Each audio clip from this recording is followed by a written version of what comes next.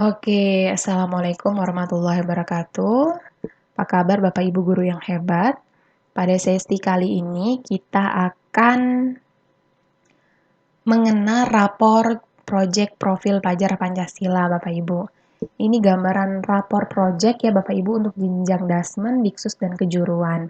Jadi ini diambil dari Panduan Pengembangan Proyek Muatan Profil Pelajar Pancasila Kemendikbud 2021 Bapak Ibu. Bapak Ibu di catatannya ya Bapak Ibu ya, rapor ini hanya gambaran bagi perancang proyek, modul proyek ya, bagaimana mekanisme dan penyusunan rapor sendiri tidak perlu terdapat di dalam modul proyek Bapak Ibu. Rapor akan diolah oleh tim fasilitasi proyek di sekolah ya Bapak Ibu ya. Ini contohnya Bapak Ibu kita bisa lihat nih dari rapor proyek ini ya.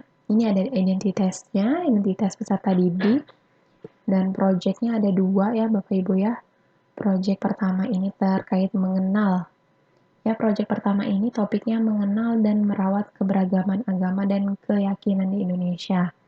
Proyek yang kedua itu topiknya membuat permainan papan board game bertema sejarah. Ya, Bapak Ibu di sini ada deskripsi singkat terkait dengan proyeknya Bapak Ibu.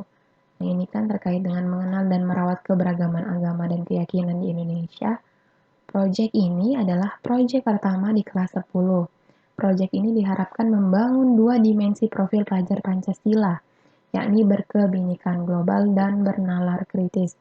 Pada proyek ini, siswa belajar untuk membuka diri, mengenal stigma dan stereotip yang ia punya terhadap orang yang baru dikenal, mengeksplorasi pengetahuan dari segi hukum, kebijakan, juga norma sosial, dan mengenal lebih dekat keberagaman agama dan keyakinan di Indonesia, mereduksi prasangka, refleksi diri, dan bersama-sama mewujudkan pelajaran yang mereka dapat melalui aksi nyata, Bapak Ibu.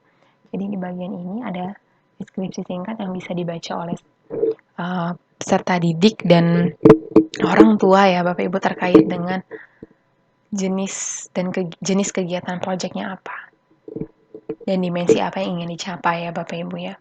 Nah dari sini ini rubriknya Bapak Ibu. Ini ada BB belum berkembang ya, ada MB mulai berkembang, BSH berkembang sesuai harapan, SB sangat berkembang. Ketika dikatakan siswa itu belum berkembang pada satu tema, satu proyek ya, satu topik proyek, itu ketika siswa masih membutuhkan bimbingan dalam mengembangkan kemampuan ya, Bapak Ibu. Kalau mulai berkembang itu ketika siswa mulai mengembangkan kemampuan namun masih belum ajak ya, Bapak Ibu ya. Belum konsisten gitu ya.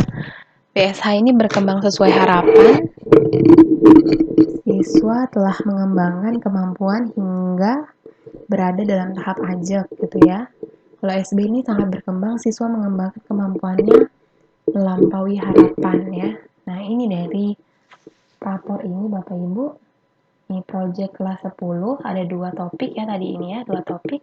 Kita lihat ini dari sini tuh ada 4 dimensi yang ingin disasar ya Bapak Ibu ya. Padahal di sini tadi disebutkan hanya ada 2 dimensi. Berarti harusnya hanya ada 2 dimensi ya Bapak Ibu ya.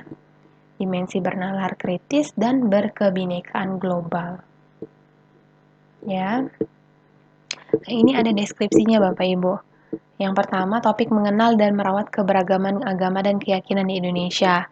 Nah ini sesuai ya dengan ini ya, berkebinekaan global dan bernalar kritis. Nah ini subelemennya Bapak Ibu ada 5, yang bernalar kritis ada 3. Nah ini ada rubrik penilaiannya ya, terkait dengan mengeksplorasi dan membandingkan pengetahuan budaya, kepercayaan, serta prakteknya.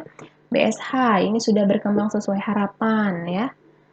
Terkait dengan refleksi terhadap pengalaman kebinekaan, ini sudah SB, sangat berkembang. Nah, begitu juga dengan yang bernalar kritis, pada subelemen mengidentifikasi, mengklarifikasi, dan mengolah informasi dan gagasan, ini udah BSH ya, berkembang sesuai harapan ya Bapak Ibu. Nah ini ada catatannya nih untuk topik yang pertama.